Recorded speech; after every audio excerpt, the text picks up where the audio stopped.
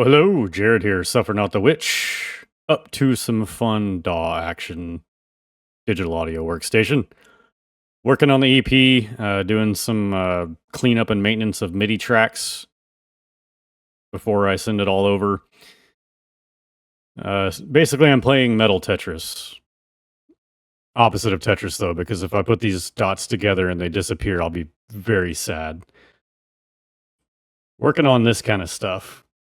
Putting dots or squares everywhere I want them to go to make the drums happen. What's happening here? It's all happening from this drum set right now.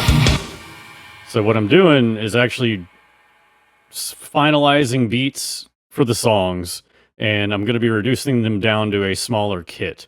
Because right now everything I initially programmed on this giant drum kit from hell, and I do not want that. I want to simplify things for this project, so I'm going to go on a small kit. Thankfully,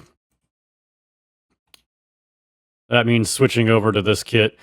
And ultimately, when I send this over to Bricktown Studios, he's got his own stuff that he's going to put this through. He's got his own drums. But solidifying where I want everything, making sure it's all in a small enough kit before I send it to him will make it easier to navigate. And once I label all the keys and map it all for him and tell him what's supposed to be what, it'll just be that much easier when it's all on a smaller kit.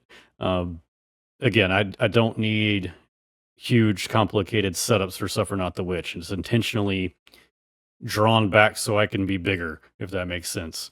It's just one guitar, so I can orchestrate more. The orchestration's all just me on a piano, the drums on a smaller kit. Essentially where I can pull all of this off live, or if there's ever other members of the band playing these instruments, they don't have to have anything crazy to do it. So what I'm doing, but since the mini maps and the keys are different for each of these kits, I am solidifying the actual drum parts on this kit, and then once I have that figured out, I will move it over to the smaller kit, which will have different keys and different mappings. Label all that for myself, then I'll label it all for Bricktown Studios, and they'll work their magic and getting it sounding thick with multiple C's, I'm assuming. Yeah, that's what I'm doing.